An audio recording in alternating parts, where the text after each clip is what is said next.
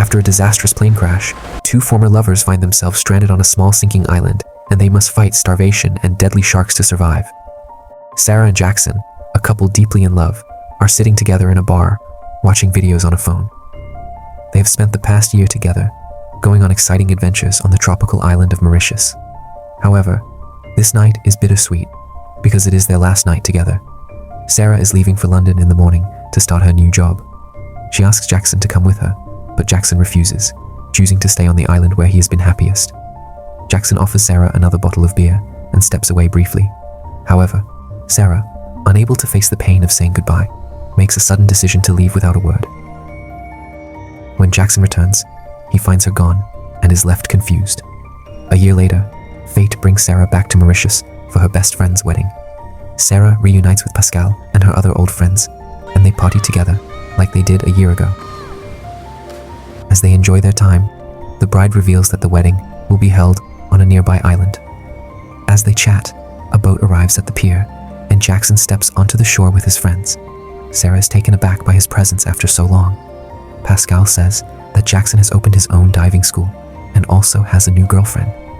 Throughout the party, Sarah can't stop watching Jackson. She finally gathers the courage to approach him, but Jackson responds coldly and indifferently.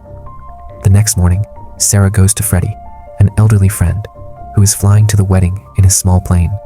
He agrees to take her with him, but to her surprise, she finds out that Jackson will also be joining the flight. As they load a case of rum onto the plane, Sarah awkwardly tries to talk to Jackson, but he continues to ignore her. During the flight, Freddie invites Sarah to sit in the co-pilot seat while Jackson sleeps in the back. Since Sarah used to take pilot lessons from Freddie, he encourages her to take control of the plane. He reminds her of the basic safety rules before allowing her to switch off the autopilot and fly manually. At that moment, Freddie suddenly starts coughing violently, struggling to breathe due to a heart attack. Jackson quickly grabs Freddie's medication, but the pills do nothing to help. Within seconds, Freddie collapses forward onto the controls, sending the plane into a nosedive. As the plane plunges downward, a gas cylinder rolls loose, slamming into the windshield and causing a crack. Jackson pulls Freddie's unconscious body away from the controls just in time to prevent a crash.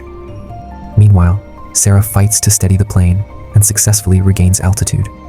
Jackson frantically attempts CPR on Freddie, but after several desperate attempts, he realizes that Freddie is gone.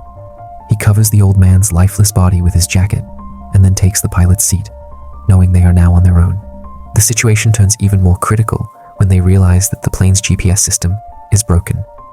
They try to use the radio to call for help, but no one responds, making their situation even more dire. Their last hope is the autopilot, which should guide them to the island. However, they soon discover that the gas cylinder has damaged the plane's control system, leaving the autopilot useless.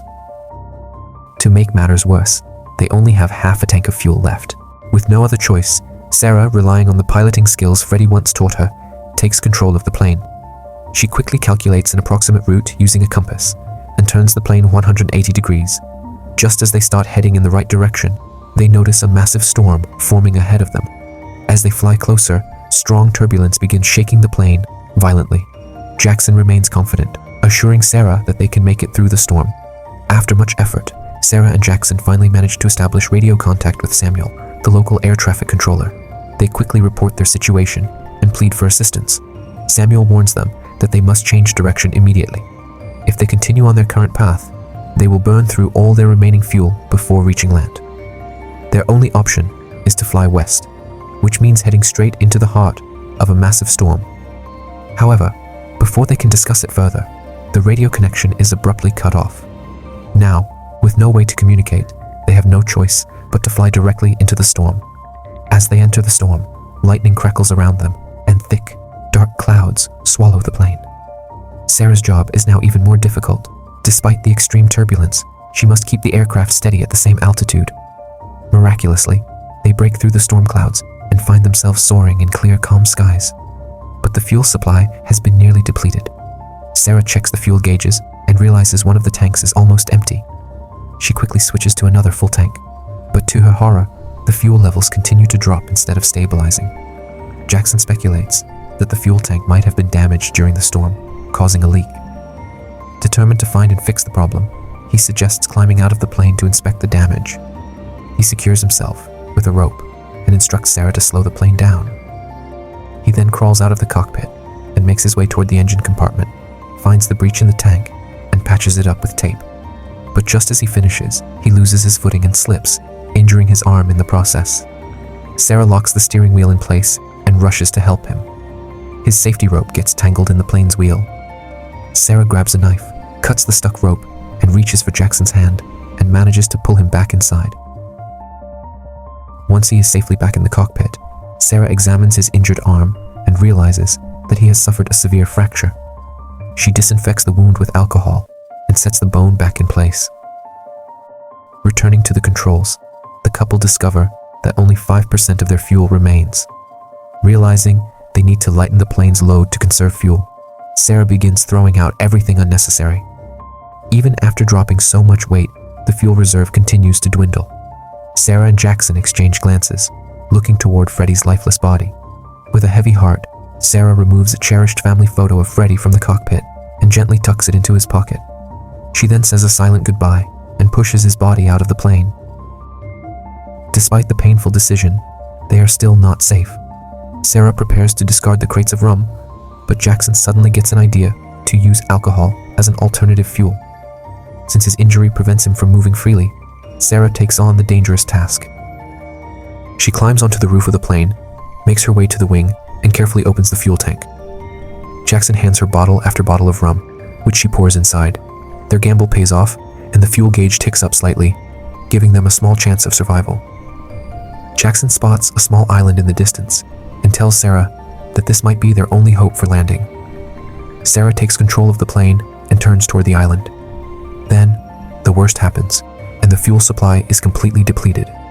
The engine shuts down, leaving them in eerie silence as the plane begins to glide. Realizing that this might be the end, Sarah turns to Jackson and, with tears in her eyes, apologizes for all the pain she caused him. Jackson, equally emotional, admits that he was selfish and never truly appreciated her sacrifices. Sarah maneuvers the plane toward the island.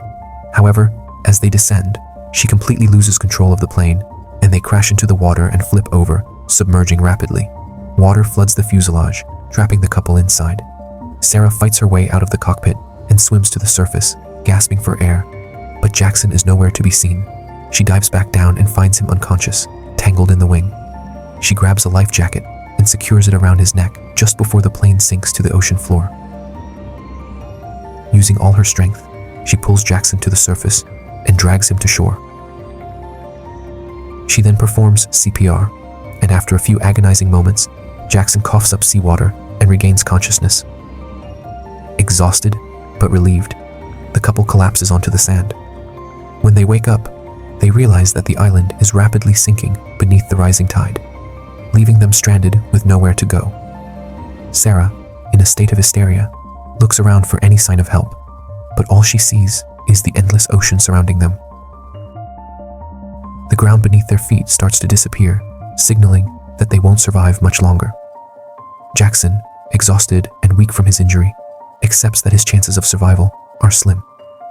He offers Sarah his life jacket, insisting that she save herself, but she refuses, declaring that they are a team and she will stay with him until the end.